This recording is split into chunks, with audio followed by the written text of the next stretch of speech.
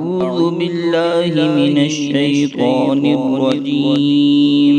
بسم الله الرحمن الرحيم.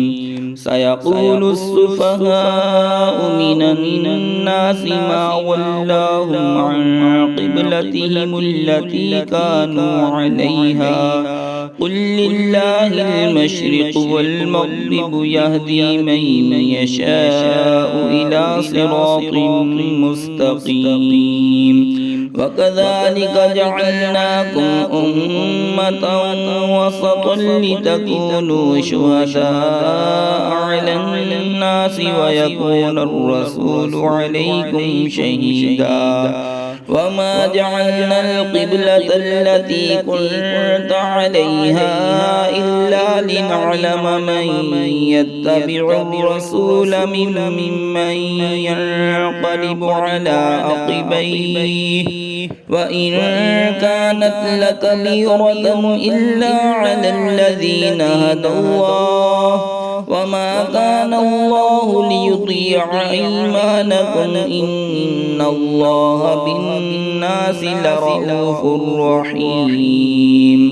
قد نرى تقلب وجهك في السماء فلنولينك قبلة ترضاها فول وجهك شطر المسجد الحرام وحيث ما كنتم فولوا وجوهكم شطره وإن الذين أوتوا الكتاب ليعلمون أنه الحق من ربهم وما الله بغافل عما يعملون. ولئن أتيت الذين أوتوا الكتاب بكل آية ما تبعوا قبلتك وما أنت بتابع قبلتهم وما بعضهم بتابع قبلة بعض ولئن اتبعت أهواءهم من بعد ما جاءك من العلم إنك إذا لمن الظالمين. الذين آتيناهم الكتاب يعرفونه كما يعرفون أبناءهم وإن فريقا منهم ليكتمون الحق وهم يعلمون. الحق من ربك فلا تكونن من الممترين.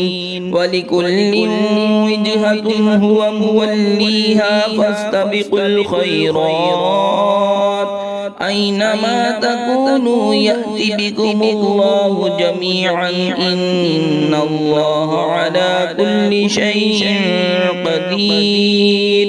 ومن حيث خرجت فول وجهك شطر المسجد الحرام وإنه للحق من ربك وما الله بغافل عما تعملون.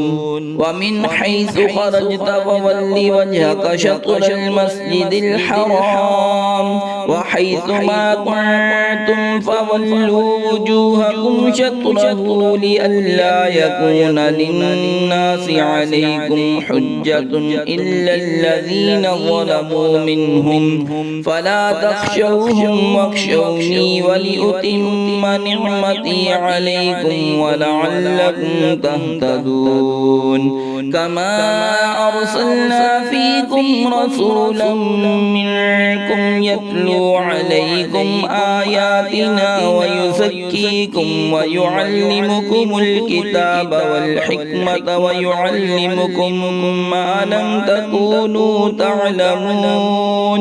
فاذكروني أذكركم واشكروا لي ولا تكفرون. صدق الله العظيم.